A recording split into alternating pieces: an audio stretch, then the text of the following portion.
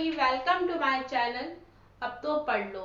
मैं हूं अंकिता और मैंने हिंदी मीडियम के स्टूडेंट्स के लिए व्यवसाय प्रबंधन, जिसे बिजनेस मैनेजमेंट कहते हैं, वो स्टार्ट किया था। तो उसमें हमने क्या पढ़ा था? फर्स्ट प्रबंध, कि मैनेजमेंट क्या होता है और मैनेजमेंट की क्या क्या विशेषताएं होती है, मैनेजमेंट किस तरीके से किया जाता है, हमने यही पढ़ा था ना। हमारी फर्स्ट क्लास में मैंने एग्जाम्पल्स भी आपको दिए थे। मैं ऐसी आशा करती हूँ, उम्मीद मुझे कर लेनी चाहिए कि आप लोगों ने उसे देखा होगा मेरे वीडियो को और पढ़ा भी होगा। तो आज हम क्या पढ़ेंगे? हाँ, एक मिस्टेक हो गई है जिसके लिए मैं आप सभी से सॉरी बोलती हूँ कि मैंने जो उद्देश्य करके लिखवाए थे ना, वो उद्देश्य नहीं है, वो महत्व है प्रबंध के।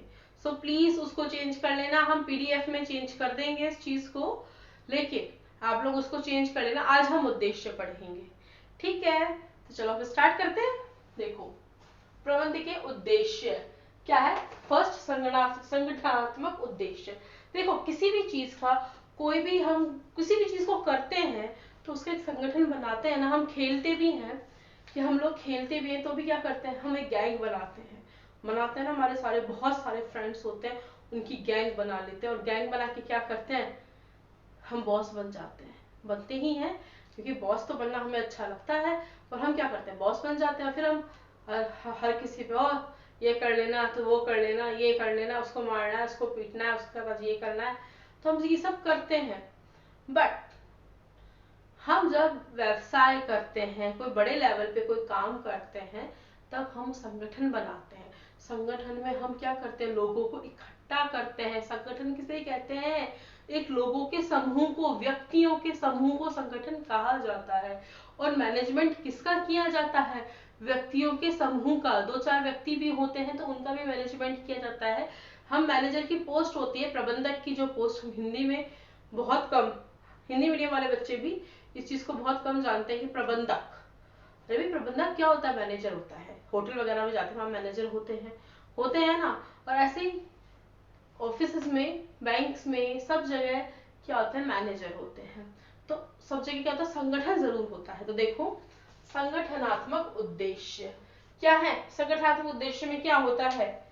देखो, संगठनात्मक उद्देश्य में सब चीजों को देखा जाता है, कि अपने समाज में भी देखा जाता है, पहले अपने संगठन में देखा जाता है कि भाई हमारे संगठन में जो कर्मचारी काम कर रहे हैं, या हम लोग हैं खुद, वो हम किस टाइप से काम करेंगे, कि हमें जीवित रहने के लिए क्या काम करना चाहिए, हम हमारे संगठन को आगे ऊंचाई पे कैसे लेके जाए, उसमें क्या बढ़ोतरी करी जाए, उसमें किस तरह के लाभ लिए जाए। तो ये सब किसमें देखते हैं? संगठनात्मक में। इसमें क्या क्या देखते हैं? जीवित रहना। भाई कैसे जीवित रहना है, किस तरीके से हमें हमारा जीवन यापन करना है, किस तरीके से हमें क्या करना है, इस समाज में, इस महंगाई में हमारे जीवन को व्यतीत करना है, मतलब बिताना है। भाई अगर महंगाई बढ़ेगी तो हमारा क्या करेंगे? कुछ भी सामान नहीं खरीद सकेंगे।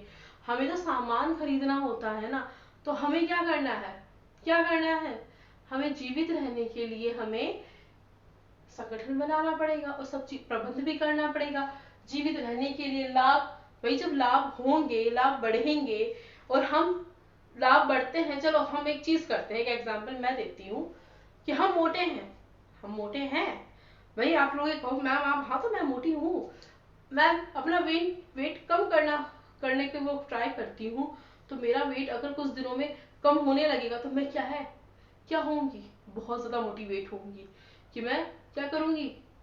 बहुत ज्यादा मोटिवेट होंगी।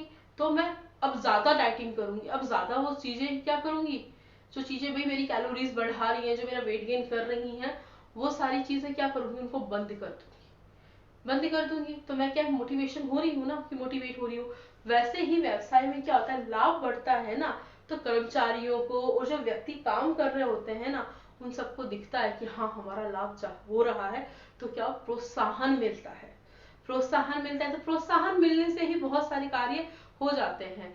जैसे कि मैंने आप लोगों को बताया है कि हमें पढ़ना है, तो पढ़ने के लिए मैं आपको प्रोत्साहित करती हूँ, बेटा पढ़ना है, मम्मी पापा का नाम ऊंचा करना है, हमें अच्छे कॉलेज में जाना है, हमें अच्छा करियर बनाना है।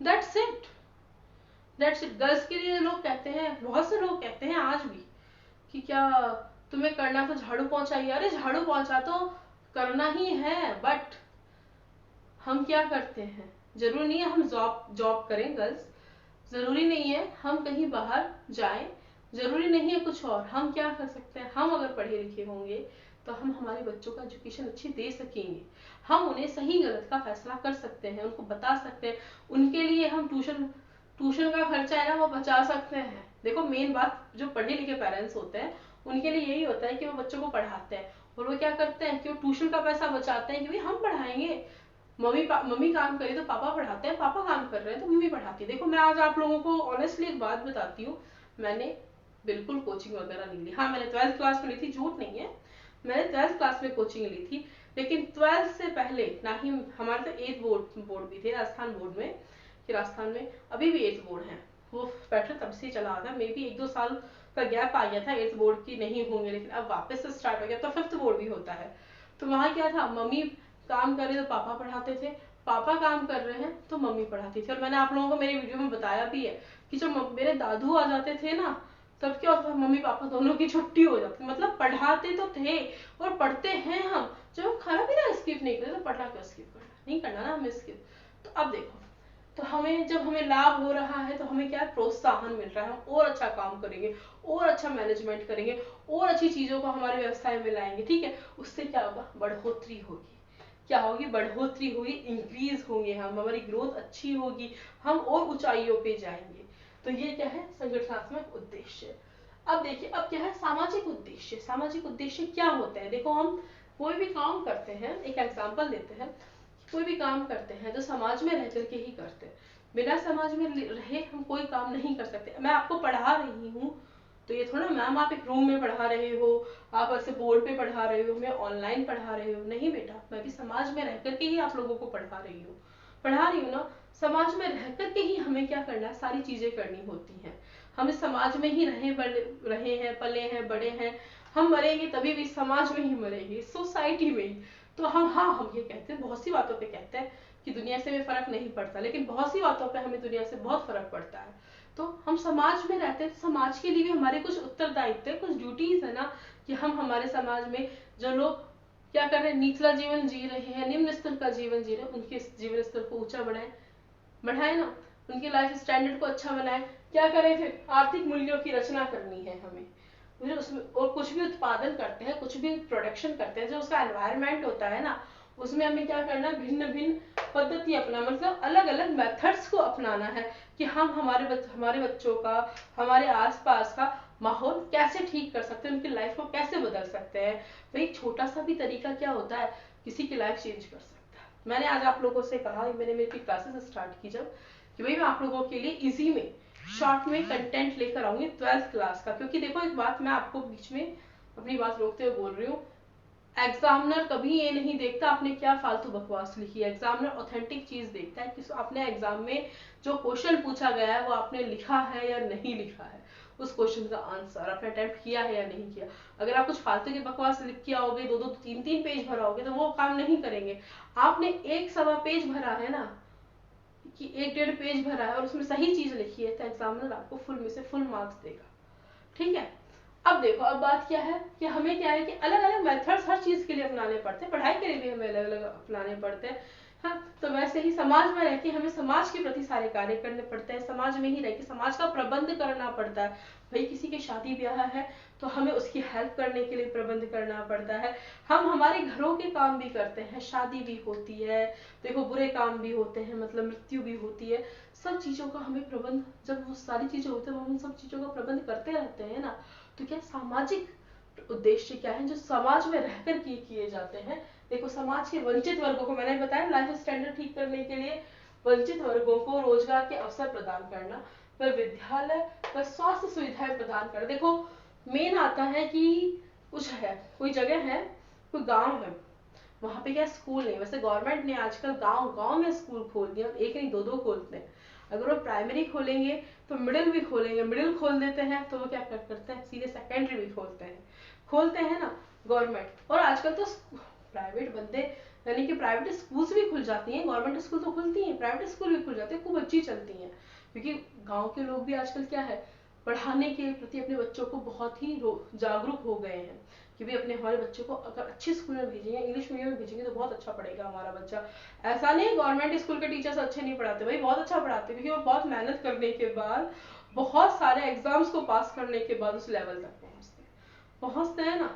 वैसे ही ऐसा है कि प्राइवेट स्कूल्स में भी कोई भी फालतू का टीचर नहीं लेता। टीचर कभी, और एक मैं बात, सॉरी मेरे शब्द मुझसे निकला, फालतू मीन्स कोई भी स्कूल किसी ऐसे टीचर को अपने स्कूल में अपॉइंट नहीं करता जो बच्चों का टाइम वेस्ट करे, जो स्कूल का टाइम वेस्ट करे। तो हर कोई पढ़ाता है कि हर किस, और हर टीचर का पढ़ाने का तरीका अलग है। आप लोगों को मैं अलग तरीके से पढ़ा रही हूँ, आप स्कूल में अलग तरीके से पढ़ते हो ना। चलो अब हम बातों से भटकते नहीं है। तो यानी कि समाज में क्या करे, विद्यालय खोले, सरकारी सुविधाएं उपलब्ध करवाए, मतलब चिकित्सालय खोल दे। भाई हाँ, खुद नहीं खोल सकता, दो चार लोगों की और मदद से चिकित्सालय खोल दे, मतलब अपना योगदान दे। इसका प्रमुख उद्देश्य क्या है? योगदान देने का मतलब भाई सुविधाएं उपलब्ध करवाओगे तो उसमें प्रबंध करना है। आपको स्कूल खोलना है तो स्कूल का प्रबंध आपको मैनेज कैसे करना है। स्कूल खोलना है, उसमें आपको टीचर अपॉइंट्स करने हैं, स्टूडेंट्स को लाना है, स्टूडेंट्स को आप अपनी तरफ कैचिंग कैसे करोगे, स्कूल में कैसे ला पाओगे, वो सारी चीजें भी आपको मैनेजमेंट से देखनी होती है। फिर है तीसरा, कर्मचारी गण संबंधी उद्देश्य। देखो कर्मचारी गण, जहां ये कर्मचारी वर्ग यानी जहां ये शब्द आ जाए, मतलब समझ लो एम्प्लॉय। हम भी हैं, हम कहीं काम करते हैं या कोई हमारे नीचे काम करता है तो किस लिए करता है? फ्री में हमें सेवाएं कोई नहीं देता। फ्री में सेवाएं देने वाले देते भी हैं, लेकिन वो फ्री में नहीं देते। उनको पता है कि हम नहीं मांगेंगे मगर वो अपनी इच्छा से हमें जरूर कुछ ना कुछ देंगे।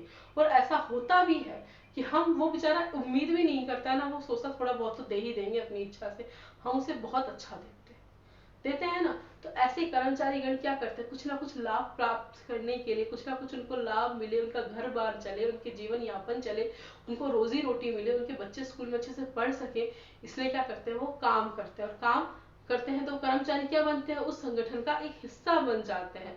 संगठन का हिस्सा बनेंगे तो उनको क्या है, प्रबंध में भी प्रबंध करना पड़ेगा। जैसे कि मैंने बताया था आपको, मेरे लास्ट वीडियो में बताया था कि आप बोर्ड ऑफ डायरेक्टर्स की मीटिंग है, उसके लिए कि भाई चेयर्स अरेंज करनी है। पियोन नहीं है वो, पियोन, और एक बात आप लोग सोचोगे पियोन करता है, नहीं बेटा, पियोन तो करता ही है, लेकिन पियोन भी मैनेजमेंट देखता है ना कि भाई कैसे क्या काम हो रहा है, मैंने चेयर सही लगाई है या नहीं, खुद से भी हम चेक करते हैं। जो पियोन पे भी इतने लोगों का फोर्स रहता है। फिर पानी वानी सबकी टेबल्स डेस्क पे है या नहीं, जो इम्पोर्टेंट फाइल्स हैं वो सब कुछ है या नहीं, और सब कुछ अच्छा हो रहा है या नहीं, या फिर प्रोजेक्टर तो खराब नहीं है। वो कहाँ देखते हैं, कहाँ देखते, इलेक्ट्रिशियन को बुलाया जाता है, इंजीनियर को बुलाया जाता है, भाई देखो सब चीज ठीक है ना। तो दैट इज प्रबंध। उनका खाने का भी मैनेजमेंट करना होता है। मैंने शादी का भी आपको एग्जांपल दिया था कि प्रबंध सब जगह चलता है। तो कर्मचारियों के लिए क्या है, कर्मचारियों का भी हमें सोचना पड़ता है कि जो हमारे बंदे, हमारे ऑफिस में, हमारे संगठन में, हमारे व्यवसाय में जो बंदे काम कर रहे हैं, इनका भी तो कुछ अच्छा हो, हर किसी का बुरा ही क्यों होता हो। तो कर्मचारियों के लिए क्या है, वित्तीय आवश्यकता है, वही उनकी फाइनेंस संबंधित आवश्यकता है, क्योंकि फाइनेंस के लिए ही वो हमारे संगठन में काम कर रहे हैं। अगर उनको फाइनेंस नहीं मिलेगा ना तो काम नहीं करेंगे, फ्री में कोई काम नहीं करेगा। सामाजिक आवश्यकता, समाज संबंधी, भाई उनको सामाजिक आवश्यकताएं भी पड़ती हैं कि उनको क्या है, विद्यालय भी चाहिए, उनको क्या चाहिए, उनको स्वास्थ्य संबंधी आवश्यकताएं भी चाहिए कि स्वास्थ्य खराब हो गया, तबीयत ठीक नहीं है, डॉक्टर को भी दिखाना है। तो ये इतनी सारी आवश्यकता होती है, और हम मिडिल क्लास क्या हाई क्लास तक की वो होती है, नीड होती है, ठीक है। वह व्यक्तिगत बढ़ोतरी, देखो जब हमारी ये सारी आवश्यकताएं पूर्ति हो जाती है ना, तब हमारे व्यक्तिगत, ऑलरेडी हमारी जो पर्सनैलिटी है, जो हमारा पर्सनलिज्म है ना, जो हमारा व्यक्तिगत हम होते हैं, वो हम बढ़ोतरी करते हैं। वो कर्मचारी क्या आता है, बढ़ोतरी की तरफ जाता है। तो ये सब क्या है, प्रबंध के उद्देश्य कौन कौन से हैं, संगठनात्मक उद्देश्य, सामाजिक उद्देश्य, कर्मचारी गण संबंधी उद्देश्य। इसमें आपको ये सब लिखना है। अगर आपने स्क्रीनशॉट नहीं लिया हो तो ले लीजिए, और मैं आपको पीडीएफ भी अवेलेबल करवाऊंगी। सो प्लीज जितना हो सके हिंदी मीडियम वाले पढ़ो, ठीक है। अब हम देखते हैं कि प्रबंध की प्रकृति क्या है, ठीक है। चले प्रबंध की प्रकृति की तरफ, ठीक है, चलो चलते हैं।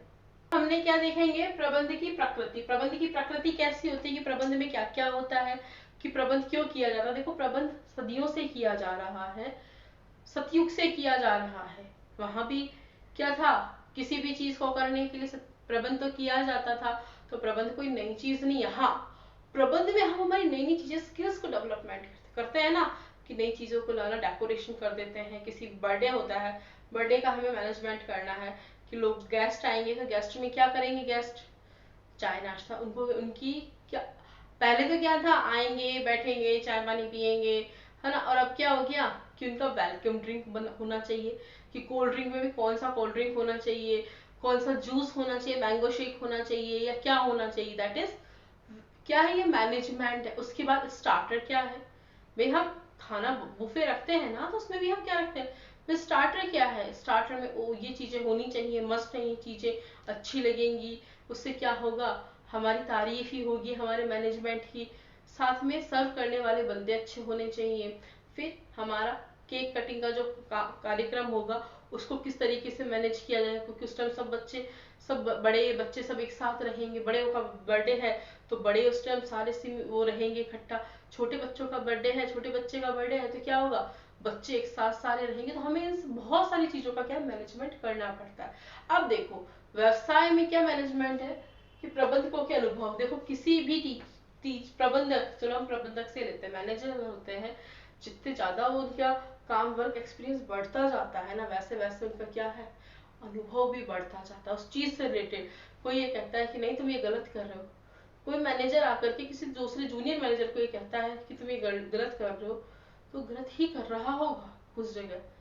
ये नहीं कि वो पुराना, हाँ ये हो सकता है कि कुछ पुराना नया मैनेजर है, जो दूसरा आया है जूनियर मैनेजर, वो क्या करे कुछ नई चीज अपना रहा हो, उस चीज में तो अलग बात है। लेकिन अगर वो नहीं कर रहा तो क्या, प्रबंधकों के अनुभव बहुत काम आते हैं, ये देखा जाता है, उसका आचरण, प्रबंधक का क्या अनुभव एक्सपीरियंस, आचरण, सिद्धांत के संबंध समूह किस पे आधारित रहते हैं, प्रबंध की प्रकृति पे आधारित रहते हैं। नेक्स्ट है अप में, प्रबंध एक कला के, प्रबंध एक कला और विज्ञान के रूप में, दोनों के ही रूप में है। मैं आपको बता दूं, हमारा 1 नंबर का क्वेश्चन आता है कि प्रबंध क्या कला के रूप में है क्या विज्ञान के रूप में, तो हाँ प्रबंध कला व विज्ञान दोनों के रूप में है, दोनों एक दूसरे के पूरक है, ठीक है। सिक्के के ऐसे 2 पहलू होते हैं ना, हेड एंड टेल, वैसे ही ये दोनों क्या है, कला भी है, प्रबंध मैनेजमेंट और विज्ञान। देखो पहले हम देखते हैं कला कैसे है।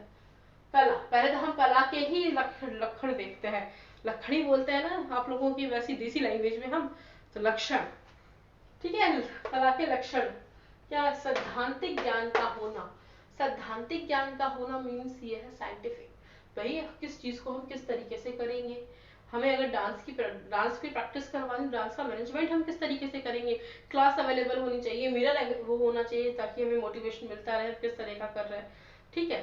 फिर क्या है, व्यक्तिगत योग्यता अनुसार, देखो व्यक्तिगत, हर व्यक्ति की अपनी अपनी योग्यताएं होती हैं। आप स्टूडेंट्स हैं, मैं आपको पढ़ा रही हूँ, आप लोग नोट्स बना रहे हैं या मेरे वीडियो को देख के समझ रहे हैं, तो आप लोग अपनी अपनी योग्यता के अनुसार, कुछ बच्चे क्या पहले वीडियो आज अभी देख लिया इसमें ही समझ जाएगा, वैसे मोस्टली बच्चे पहले में ही समझ जाते हैं, क्योंकि इजी होता है, हमारे डेली लाइफ से रिलेटेड एग्जांपल्स लेते हैं, ठीक है। तो क्या किया, मैं क्या बता रही हूँ आपको कि हर बच्चा सेम नहीं होता, हमारा ये हाथ है ना, हाथ, इसकी 5 उंगलियां बराबर नहीं होती, तो हर व्यक्ति में व्यक्तिगत विभिन्नताएं होती है, कुछ बहुत जल्दी कैचिंग पावर होती है, कुछ की बहुत धीमे होती है। वो मेरा दूसरी बार वीडियो देखेगा तो उसको अच्छे से समझ में आ जाएगा, कोई बच्चा तीसरी बार मेरा वीडियो देखेगा तो उसको और अच्छे से समझ में आ जाएगा। तो अब 2 डांसर हैं, डांस करते हैं, बट दोनों का जो डांस करने का तरीका है वो अलग है, भले ही वो कितना ही एक साथ कथक सीख ले, कथक सीखे, भरतनाट्यम सीखे या कुछ भी सीखे, कोई सा भी डांस सीखे कल्चरल या कैसा भी, तो उनकी जो क्या है, जो पर्सनैलिटी है ना वो अलग है, डिफरेंट होती है, क्योंकि डिफरेंट व्यक्ति में डिफरेंट चीजें होती हैं तो व्यक्तिगत एक साथ नहीं हो सकते। स्कूल में भी 2 टीचर हैं, एक हिंदी पढ़ाता है तो एक संस्कृत पढ़ाता है, एक हिंदी पढ़ाते हैं साथ ही इंग्लिश पढ़ाते हैं ना, लेकिन हिंदी वाले से साइंस नहीं पढ़ा पाएंगे अच्छे से, क्योंकि उनको हिंदी का बहुत ज्ञान है, उनको साइंस का ज्ञान इतना नहीं है ना। हाँ कुछ टैलेंटेड होते हैं जो, लेकिन कहने का मीन्स है कि व्यक्तिगत योग्यताओं के योग्यता अनुसार किसका प्रबंध का उपयोग किया जाता है। फिर व्यवहार में रचनात्मकता पर आधारित होता है। हम यहाँ पे अब कला देख रहे हैं कि कला क्या होती है, तो प्रबंध बोल रही हूँ, कला क्या होती है, कला क्या, व्यवहार रचनात्मकता, व्यवहार और रचनात्मक मतलब अपना बिहेव कैसा है, देखो हम बिहेव कैसा करते हैं, अच्छा करेंगे तो हमारी सारी चीजें अच्छी होंगी, बुरा करेंगे तो बुरी ही होंगी। आपने एक स्टोरी, 2 मिनट का टाइम मैं लूंगी, एक स्टोरी सुनी होगी ना, सुनी है ना, हमने बचपन में पढ़ी भी है कि वो एक बार है ना पितामह भीष्म कहते हैं कि जाओ, वो सॉरी गुरु द्रोणाचार्य कहते हैं किससे, युधिष्ठिर से, एंड किससे, दुर्योधन से, कि जाओ, युधिष्ठिर से तो कहते हैं जाओ तुम बुरा आदमी ढूंढ के लाओ, और किससे कहते हैं, दुशासन से, वो दुर्योधन से, कि जाओ तुम एक अच्छा आदमी ढूंढ के लाओ। दोनों भाइयों को अलग अलग रास्ते पे भेज देते हैं। क्या होता है, युधिष्ठिर को बेचारे थक हार के आ जाते हैं, दुर्योधन भी थक हार के आ जाता है, वो किसी को ला ही नहीं पाते हैं दोनों। तो गुरु पूछते हैं, गुरु द्रोण, कि भाई क्या चक्कर है, क्यों नहीं लाए हो, मैंने तुम्हें बताया था ना, मेरे आदेश का पालन नहीं किया तुमने। तो वो कहते हैं कि गुरुजी हम कैसे आपके आदेश का पालन करें, हम तो आपके आदेश का पालन करने ही गए थे। मगर पहले कौन बोलते हैं, युधिष्ठिर बोलते हैं कि मुझे तो कोई भी बुरा आदमी दिखा ही नहीं।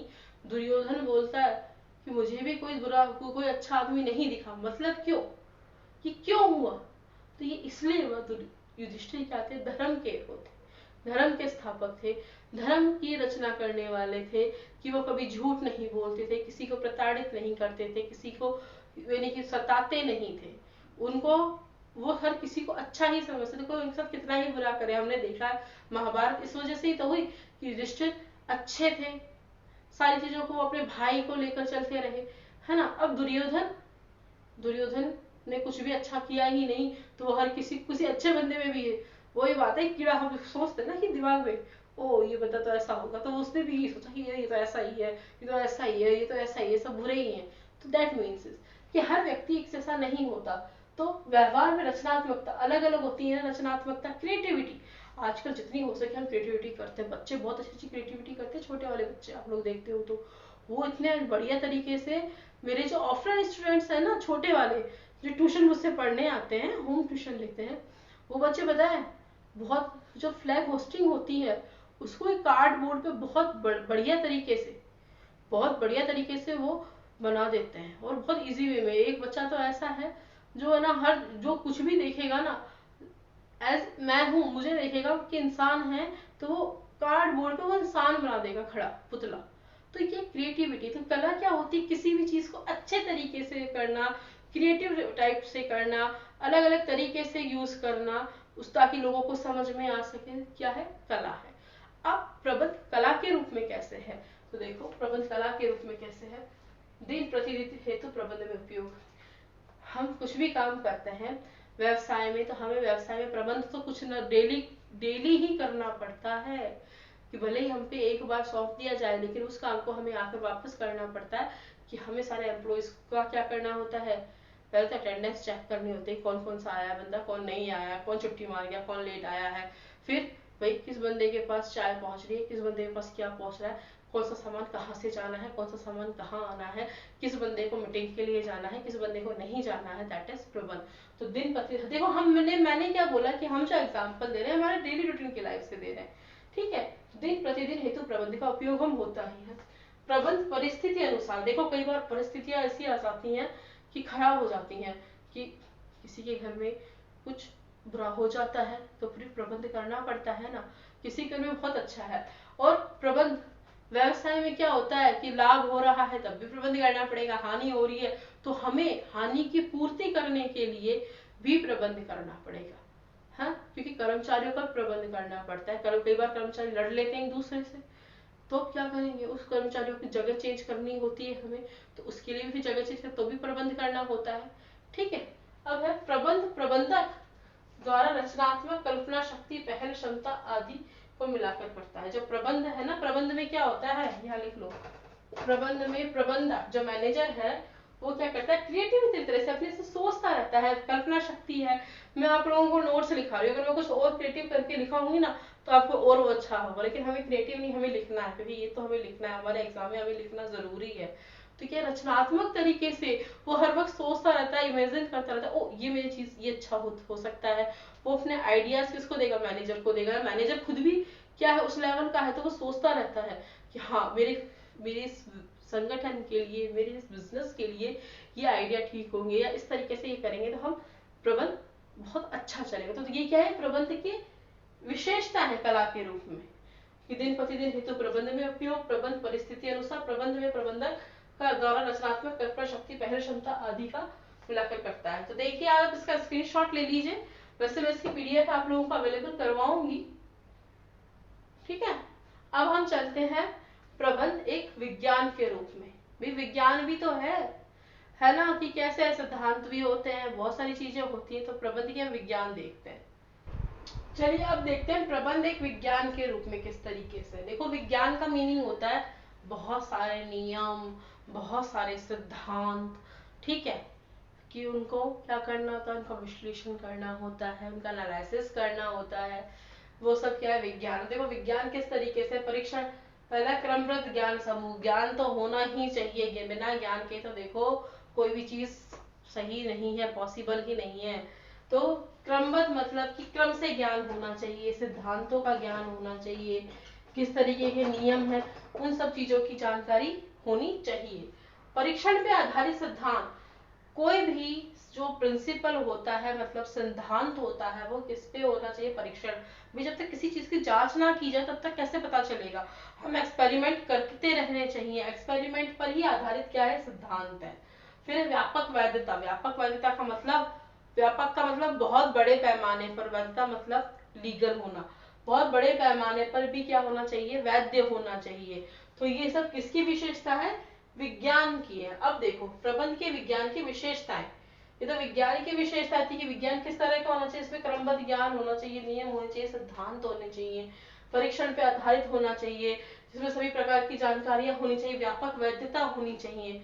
अब क्या है हमारी प्रबंध के विज्ञान की विशेषताएं, प्रबंध क्रमबद्ध ज्ञान समूह, यानी प्रबंध में क्या होना चाहिए, क्रमबद्ध ज्ञान समूह होना चाहिए, कि भाई प्रबंध किस तरीके से होगा, किस टाइप से होगा, कौन सा नियम ऐसा है जिसको हम अप्लाई करके हमारा प्रबंध मैनेजमेंट बहुत अच्छा कर सकते हैं, इस चीज की जानकारी होना।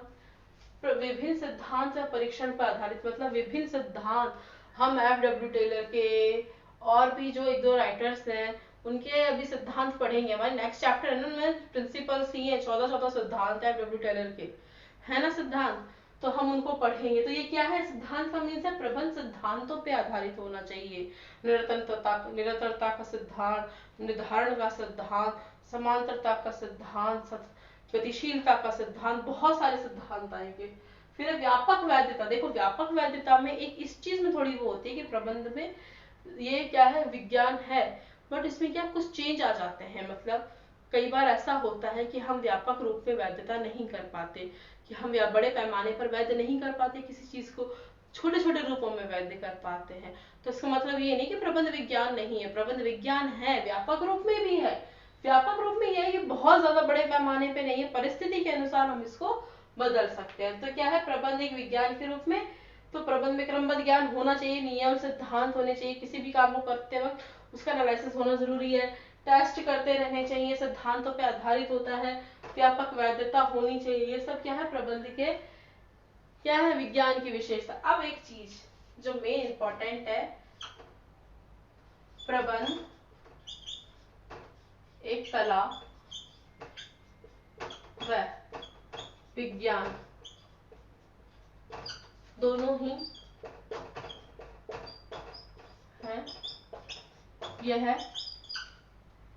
कला व विज्ञान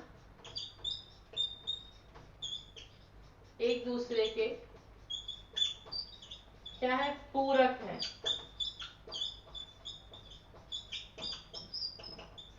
सिक्के के दो पहलू होते हैं ना, हेड एंड टेल, वैसे ही क्या है, प्रबंध एक कला व विज्ञान दोनों ही है, यह कला व विज्ञान एक दूसरे के पूरक है, मतलब यह हटा दो चाहो तो क्या है, कला विज्ञान एक दूसरे के पूरक है। अगर कला नहीं होगी तो विज्ञान नहीं होगा, विज्ञान नहीं होगा तो कला नहीं होगी। प्रबंध में भी विज्ञान का मीनिंग है नियम सिद्धांतों पर आधारित होना, जांच करना। कला का मतलब क्या है, क्या है, कला का मतलब है उसको कितने अच्छे तरीके से हम प्रस्तुत कर सके, कितने रचनात्मक तरीके अपना सके, वो सब क्या है, कला है। आज की हमने क्लास में क्या क्या पढ़ा है, क्या पढ़ा है आज हमने, प्रबंध के उद्देश्य, वो दिन मैंने आपको पहले ही सॉरी बोल दिया था, देखो कि अभी क्लास के स्टार्टिंग में कि जो हमने उस दिन पढ़े थे ना, महत्व थे, आप उसको चेंज कर लेना, पीडीएफ में आपको सही में वो अवेलेबल होगी। फिर हमने क्या पढ़ा, प्रबंध की प्रकृति, कि क्या प्रकृति, तो प्रबंध की प्रकृति कला भी है विज्ञान भी है, और कला विज्ञान दोनों है, ठीक है। कंक्लूजन ये निकला कि प्रबंध एक कला व विज्ञान दोनों ही है, कला व विज्ञान एक दूसरे के पूरक है। लिख लो यहाँ प्रबंध में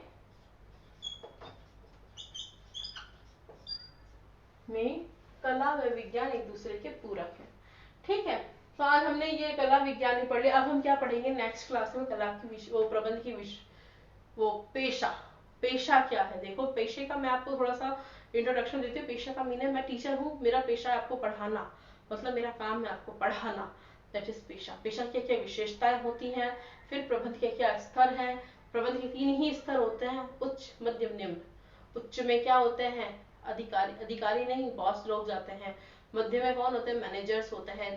निम्न में कौन होते हैं, एम्प्लॉइज, जिसको हम लोअर वो कहते हैं, लोअर क्लास, मतलब कि लोअर हमारे employees. First, higher, middle, lower, 3 है।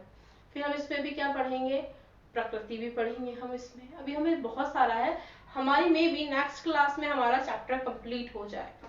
और इन सब का जो नोट्स है ना, इन सब का आपको कहाँ मिलेगा, मैं डिस्क्रिप्शन में आपको लिंक अवेलेबल करवा दूंगी, वहां से आप पीडीएफ डाउनलोड करके इनके नोट्स ले सकते हैं रिटर्न में।